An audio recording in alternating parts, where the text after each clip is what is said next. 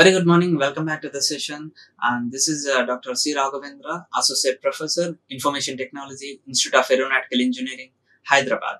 So today we'll discuss about a very important topic called software layers. All right. So these software layers, the terminology is coming in. So it's appearing in OSI layers, right? So we have three things in OSI layer. So one is a hardware layer, software layers, and one more important is it's a heart of layer called transport layer, right? So last class we have discussed earlier transport layer, and before the hardware layers we have discussed it so far, and today we'll discuss the software layers. Let's see. In software layers there are three layers coming in the software layers. One is called the session layer and the presentation, and next is the application layer, right? So we will see what is a software, what is a session layer, what is presentation layer, what is application layer, what are the functionalities, and how the data will be represented in each layers, isn't it? Right? Let's see. Here, so far we have a different terminologies for data representation in each layer, but whereas here, so we can simply call it as a data unit. Okay. If it is an application layer data unit, and presentation means a presentation layer data unit, and session layer means session layer data unit. Like this we can talk about data in these particular layers, right? In session layer, this establishes, maintains, and synchronizes the interaction between communicating system, right? So communicating system is nothing but we are using the communicating system in the networks, isn't it? So whichever the device, it may be the system, or it may be the computer, or it may be a mobile phone, or it may be a printer, whatever. So any hardware devices which is capable of communicating, then only those devices are going to be interconnected to any network, right? And this particular session layer will establish the sessions. Okay, that means it is just going to connect a path from source to destination. This kind of establishing these paths are going to be taken care of this session layer. And also, once after establishing a session, that session is going to be maintained by this session layer without any distortions, and synchronizes. Okay, and synchronize all the devices or networks to that to make successful transmission. So it's going to be synchronized. Many networking devices are going to be synchronized here in this session layer. This is going to take care of all the things. And next one is the dialogue control. What is the dialogue control? So what the responsibility of dialogue control means, you just keep track of whose turn it is to transmit. That means what happened here, so sender and receiver is there, right? So here during the data transmission, so which one first need to send and which one need to send again. Okay, so these things will be taken care of this session layer, right? So that we can call it a dialogue control, right? So that means which one transmit the first, which one transmit the next. So whether data or acknowledgement, there is secondary, whichever is going to be start the first, initiate the first, and whichever will be the second. All these things can be taken care of this dialogue control. Next is the token management. What is token management? So preventing two parties from attempting the same critical operation at the same time. That means, so here, so it is just like a similar, like so when we are visiting any banks, okay, what will happen if you want to withdraw some huge amount? They will issue one token, isn't it? So based on the token, they are going to give the cash, isn't it? In the banking, isn't it? In the same way here. So how it is going to happen means, so I already discussed you, and when we are going to connect a network, so assume that there are 100 systems are there, so we cannot able to provide 100 printers, isn't it, in any office or any organization. Okay, isn't it? So we are going to added a limited printers are going to be added, and those are connected to network. Okay, assume that if 10 peoples out of 100, 10 peoples are attempting the print operation at the same time, okay, to one particular printer, right? So what will happen at that time? So it is going to gives the tokens. So based on some priority, maybe whichever request reaches to the first, like this. Okay, based on this, so it is going to allocate the task to printers. So which particular print request have to first satisfy. Again, what is the second request? Which is the third request? That means this is going to be taken care of these things. That is called token management, right? And next is the synchronization. Synchronization, adding checkpoints into a stream of data for identifying the crash point here, right? So here what will happen? So if you are sending a very simple message, it is not going to take a huge burden on the network, even if you resend the whole the data. For example, if you send a 1000-page document, okay, right? If you send a 1000-page document, okay, and unfortunately there was after a successful transmission of 950 pages, on 951 page we are getting a crash, right?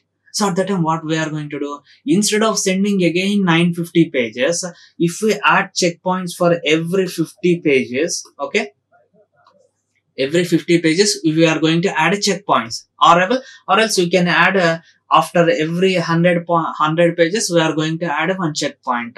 So wherever we are getting a successful acknowledgement, so from this, we are going to stop. Assume that after getting a 900 page, we are getting a successful acknowledgement. Okay. Then even if it 951 page is getting crashed now, so after that we are not getting a successful acknowledgement. Then what we are going to do, instead of sending 900 pages, we are sending only 901 to 1000. That means only 100 pages we are going to transmit, isn't it? So that will increase the efficiency of network, right? So that is the synchronization, right? The next more important layer is presentation layer.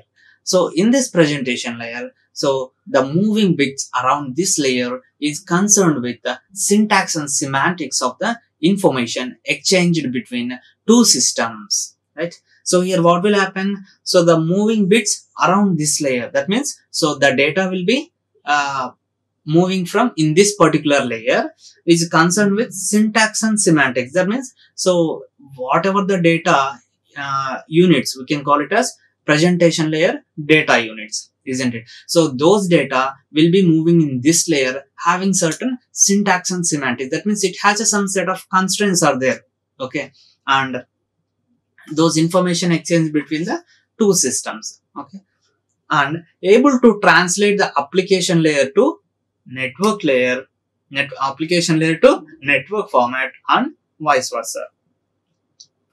What it is going to do? So if you observe the figure, there is a one more called, I will show you the figure. See, if you see that, so this is source and this is the destination, right? And this is a logical connection from source to destination, but actually the original connection will be here only, right? It may be a wired or it may be a wireless, and in parallel these are a logical connection from one layer to another layer, that is from source to destination, okay, and to transmit the data from presentation layer to presentation logically, then how it is going to be transferred? So one particular source system may be using different network and destination system may use different network, right? And whenever the networks are going to be differ, obviously their format and the speed, that means sending speed, receiving speed, everything is different, right? And in that particular scenario, how it is going to be taken, how it is going to be successfully transfer the data, right? So that is the important. This presentation layer will able to translate the application layer to network format and network format to application layer format, right? That means, so far whatever the layers so far we have discussed, those are just simply transferring the data, isn't it? Just simply transferring the data from one layer to another layer. But why we are particularly translating means, here the application layer is a user interface layer, okay, and we cannot able to understand different formats, okay. We can know the English, So if you want to read the English means, so obviously irrespective of different formats, everything must be converted into according to our readable format, human readable format. So that is the reason this presentation layer will take care of these things. If any different formats it's going to be received, and this is going to be translated into according to our user format, that is going to be converted into, so application layer to network format and vice versa, right? And it is responsible for protocol conversion. What is protocol conversion? That means, so protocol conversion means, so there are different protocols we are using here from one network to another network, and even if protocol is changed, then yeah, the data format is also going to be changed. But this is going to be taken care of, even though if the data is coming from any protocol, it is going to be changing according to the recipient understandable format. It is going to be translating here. So that is going to be taking care of this protocol conversion. And data encryption, decryption. We already know that what is data encryption, what is decryption. After data encryption, what we are getting, what is the output? Ciphertext. Ciphertext is a not understandable format. And decryption means, so after performing the decryption operation, we can get the plain text. Plain text is nothing but that is human understandable format. Data compression, right? So everybody knows that what is compression. So here we are going to compress the data. Why should we have to compress the data in the networks? Means, so generally assume that we are sending a 10 MB of data. Okay. After compress, the sizes will be 2 MB. Okay. When we reduce the load in the network efficiency are going to be increased. So that is the reason. So always after whatever the data we try to transfer, that will be automatically compressed and it is going to be transferred, right? This data compression is also taken care by the presentation layer.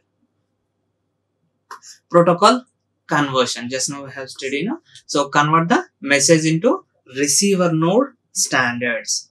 That means, so whichever who is understandable by the user, isn't it? User understanding is very important. So according to their we can say that according to their understand level, so it is going to be convert. The next important layer is application layer.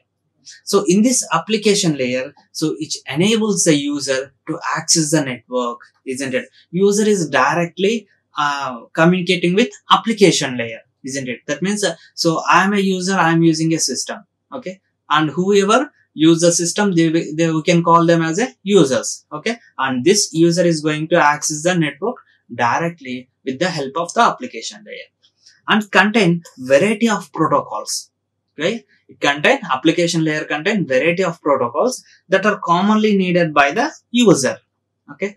That means, whatever the protocols we are using in application layer, all are ISO standardized protocols, and those protocols are needed by the user commonly. So only those protocols will be available in this application layer, which is going to helpful for user interface, okay? And handles the network access and flow access, error recovery. These three are the important responsibilities of application layer. So what are the network access, isn't it? Through application layer, the user can able to access any network. And flow access, so can regulate the flow regulation. That means information flow can be managed all in this application layer. And error recovery, if any error will come, so it has to be recovered. That means if error recovery in the sense if data any lost, okay, so where exactly the data will be lost, and those data is coming back from the respective sender, okay? These all these things also comes under this error recovery. And one more important is mail service. That means email file transfer, isn't it? We are sending an email, no? So that is one of the responsibility of this mail service, okay? And next is the directory services. What are the directory services? Means distributed database sources, okay? That means distributed database sources means if the information is available in some other server, and with this client the user can able to retrieve the data. If user want to store the data in server, they can also able to store the data in server. So this information, this process, this client server process, all these things comes under distributed database sources. That means, why we are calling distributed means distributed databases. That means, so the huge amount of data is not going to be stored in one particular place. Why? Because so what will happen? Assume that, okay, here we have a one database, okay, across the world. If everybody are trying to access this database at a time, what will happen? The network level is going to be high, then network efficiency are going to be reduced. There are a lot of issues may arise, isn't it? So that is the reason this database, whatever the data is contained in this database, it is going to be stored in some different databases. We can call it as proxy databases. Okay, so this is a DB1, okay, and DB2, DB3, and DB4. Okay, so now what will happen? If any request across the world, when it reaches, then this particular database is going to redirect the request to the respective database. Clear? And after getting a response from this particular database directly to the source system, and how it look like, the response is coming from particular whatever the database it is requested. So like this, it is going to be happen in the normal, in real time, right? So that is called directory services. Thank you so much. And today we have discussed the application layer, presentation layer, as well as session layer. These three layers, and we can call it as software layers. So we have discussed the functionalities of all the software layers and data representation, right? So with this, the OSI reference model is completed. Thank you. Like, share and subscribe. Hit the bell icon for more updates.